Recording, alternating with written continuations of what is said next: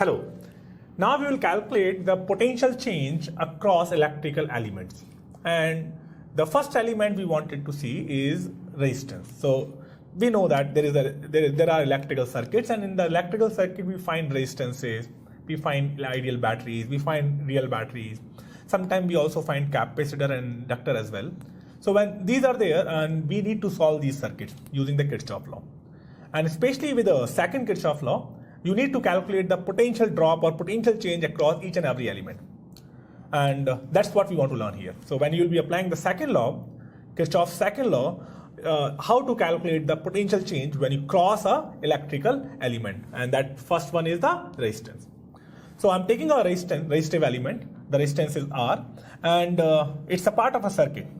And due to that circuit, the current I is flowing through it in this direction.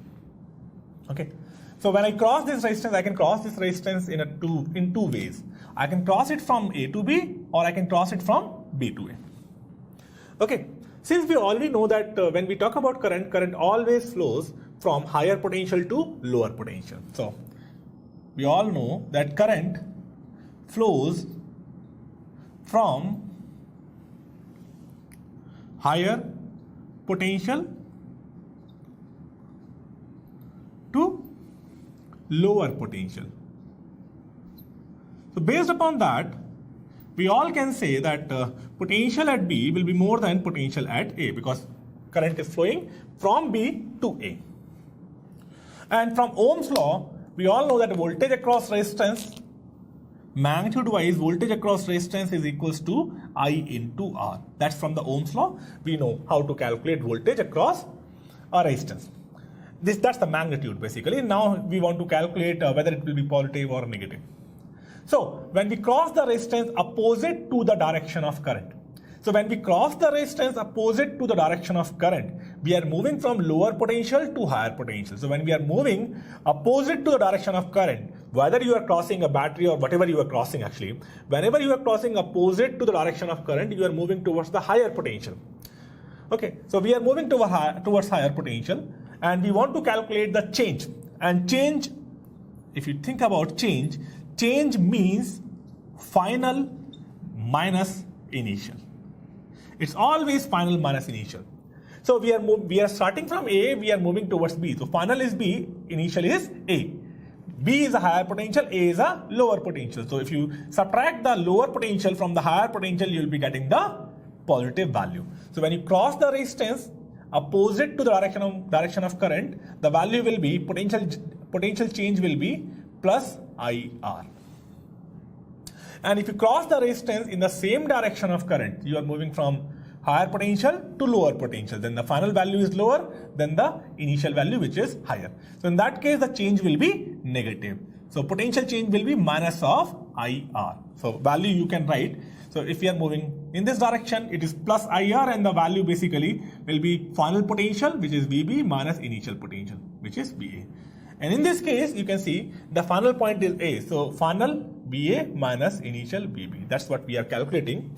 And if you take the negative of that, on both the side, if you multiply it by negative, we will be getting the same value. So magnitude wise, it is not changing. When you cross the electrical element, the magnitude of the voltage does not change. Magnitude of potential difference does not change.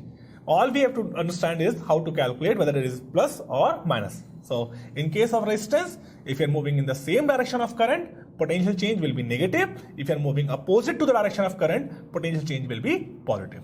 Okay, so that's how we calculate the potential change across resistance, which will be connected in a circuit. Now let's come back to this ideal battery. We all know we represent the battery using these two lines. And we are talking about obviously DC battery, not the AC one. DC battery we are talking about. So in this case, we represent the battery using these two lines. The bigger line represent the positive terminal, and the smaller line represent the negative terminal. And we define a term called E, capital E, which represent the electromotive force across this battery. What is this E? We will deal with that E in detail when we will be talking about the battery in detail. Okay, this is electromotive force, or in short we call it EMF. Basically, this is the maximum voltage applied across the battery.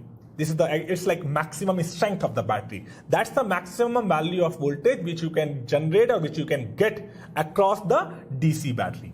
Okay. So since we are talking about ideal battery, so ideal battery, the maximum and the normal will be same. So when we will be crossing the ideal battery, again we are having two ways. We can move it from positive terminal to lower negative terminal, or negative terminal to positive terminal. It doesn't matter whatever is the direction of current in this case, because you see, when we are any direction current will be moving. Ultimately, when you cross the battery, it is this the potential change is decided by the negative and the positive terminal. So it is the potential change across the battery in case of ideal battery. Actually, in case of ideal battery, does not depend upon the direction of current, but in case of real battery, it do depend. So this is the ideal battery we are talking about right now.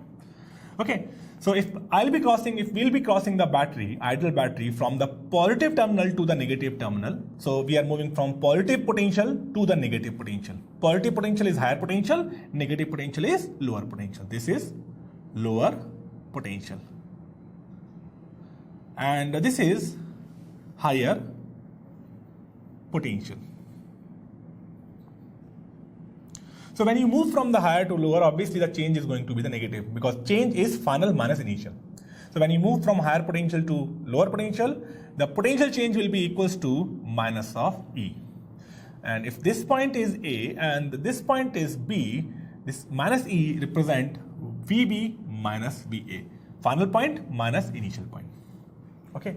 So when you cross the battery from the lower potential to higher potential, or the negative potential plate to the higher potential plate, the potential difference will be plus of E, and obviously it will be VA minus VB, because you are starting from B and moving towards A. So A is the final destination and B is the initial destination. So as you can see, its magnitude is same in both the cases. It's just the plus or minus.